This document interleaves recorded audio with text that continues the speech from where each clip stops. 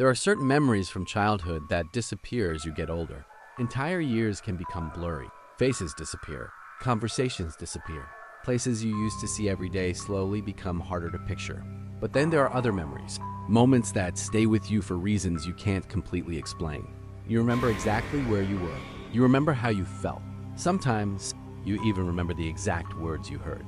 This is one of those memories. And compared to some of the other things that happened during my childhood, this story might seem simple. What I remember, episode 3, the morning we both saw it. Before I begin, I want to say the same thing I've said since the start of this series. I'm not here to convince anyone that ghosts are real. I'm not asking you to believe me. These are simply the memories I have from growing up in that house. Maybe there's an explanation for every one of them. Maybe there isn't. I'm just telling you exactly what I remember. By this point, strange things had already happened around our house. The fireplace. The voice that warned me not to take that shortcut home. I had already started wondering if there was something different about that place. But every time something happened, I could always question myself. Maybe I imagined it. Maybe I misunderstood what I saw. Maybe there was another explanation. Then one morning, something happened that I couldn't experience alone, because someone else was sitting right next to me. I was about 11 years old. It was summertime. School hadn't started yet. My nephew Elijah had spent the night.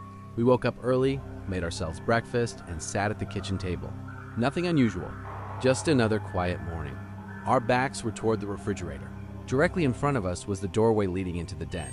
If you've watched the first episodes, then you already know about that room. The den always felt different. Even during the hottest days of summer, that room stayed cold, not cool. Cold. It had a heaviness to it that I could never explain. As a kid, I never wanted to spend much time in there by myself. There wasn't a reason I could point to. It was just a feeling. The house was completely quiet. No TV, no music, no one talking. Just the sound of cereal bowls and spoons hitting the glass. Looking back, it almost feels like the entire house was waiting. Everything felt still. You know those moments where it's so quiet you can hear your own breathing? That's exactly what it felt like. Then, without warning, the door to the den slowly cracked open. Not violently, not fast, just slowly, almost as if someone on the other side had gently pushed it open. Both of us noticed it immediately. I remember stopping in the middle of eating. I kept staring at the doorway. I expected someone to walk out. Maybe my mom, maybe one of my sisters, anybody, but nobody came out. The door just stayed there, half open. Then it happened. A blast of cold air rolled out of the room. I don't mean a tiny draft. I mean enough that I could actually feel it hit my arms. It made the hairs on my skin stand up. The temperature changed almost instantly. Even today, I can still remember exactly how that cold felt. Not because it hurt, but because it didn't make sense. Before either of us had time to say anything, the computer monitor inside the den suddenly turned on. The room lit up, just enough for us to see inside. There wasn't anyone sitting at the desk. No one standing in the room. Nothing moved. The monitor simply came to life, in complete silence. I slowly turned my head toward Elijah. He was already looking at me. Neither one of us said a word. Neither one of us laughed. Neither one of us tried to explain it. Sometimes people imagine things, but it's different when two people stop at the exact same moment, look at each other, and realize they both just witnessed the same thing. That silence between us said everything. We stayed there for what felt like forever. It was probably only a few seconds, but when you're scared, time feels different. I kept waiting for someone to walk into the room, someone to explain what had just happened. Nothing, just silence. Eventually we got up. I honestly don't remember if we walked into the den. I don't remember if we closed the door. I don't even remember if we told anyone right away.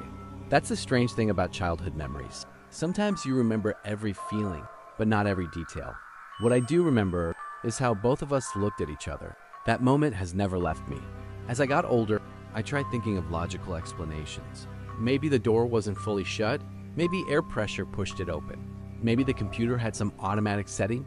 Maybe those are real possibilities. I'm not here to tell you otherwise. But what I've never been able to explain is why everything happened together.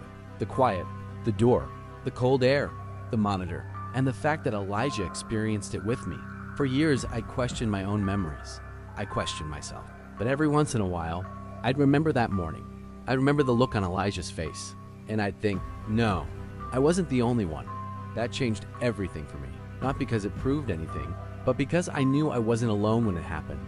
Looking back now as an adult, I still don't know what happened that morning. Maybe there really is a simple explanation. Maybe there always was. Or maybe that house held something we'll never fully understand. I'll never tell you what to believe. That's not why I'm sharing these stories.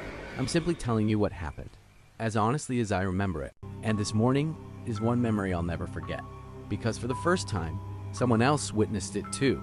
This is simply what I remember. If you've ever experienced something you couldn't explain, let me know in the comments. In the next episode, I'll tell you about the day I opened the den door and saw something inside that disappeared before my eyes. I'll see you there.